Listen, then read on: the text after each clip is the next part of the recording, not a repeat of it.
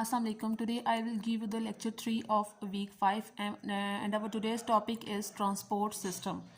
As in the previous topic I have told you about the structure of plant, that how do the food transport in the plants, about the vascular bundles in the plants which are present and they are going to transport the water and food around the plant, and how they are supposed to transport that food and water. Today our main concern is about the transport system. What is basically the transport system consist of? There are two transport systems in plants. One that transports water and minerals from the root to all other parts. These vessels are called xylem vessels. Another vessels transports sugars, sucrose and amino acids are made in leaves to all other plants parts. These are called phloem vessels. As I have discussed about xylem vessels and phloem vessels in very detail in the previous topic, I hope you would get about it, that how these things are transported around the plants, and how water and minerals will move in the xylem vessels as they move in the both directions, but the food or the sugar which is made on the leaves is moved in only one direction, or in the direction where the food is needed in the part of the plant. Uptake of water in xylem, transport of food in phloem.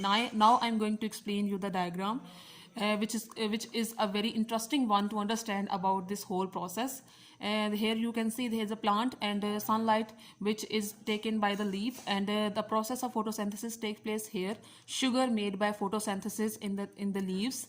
They have showed you sugar moves down to growing roots or up to the growing buds. That how this blue arrow shows you that how the sugar moves in the plant. Water moves, and water and minerals from the soil. How do the waters and minerals from the soil will move? Water will only move in the upward direction, and you can see that plants needs which gas for the sake of photosynthesis? They need carbon dioxide, and you all know very well that plants gives us oxygen for the sake of breathing, and which is very important for the human beings.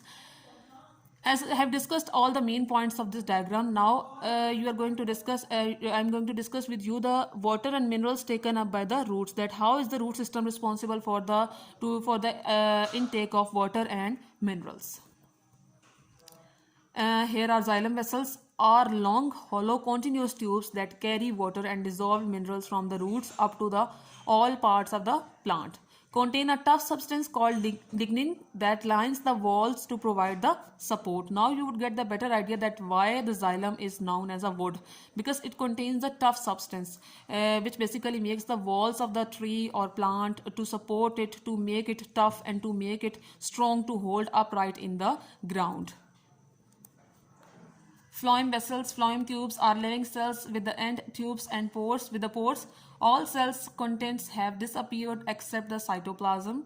The phloem cells have companion cells near them. Phloem cells transport sucrose and amino acids from where they are made to where they are used or stored. So basically we all know very well that food of the plant is made on the leaves, and basically that food is known as the sugar or sucrose or amino acids. There are the different names of that food, and then this food is being transferred to the other parts of the plant where basically it is needed, either in the leaves, either in the roots, either in the buds, or at anywhere it is needed. Hope you have understood today's lecture.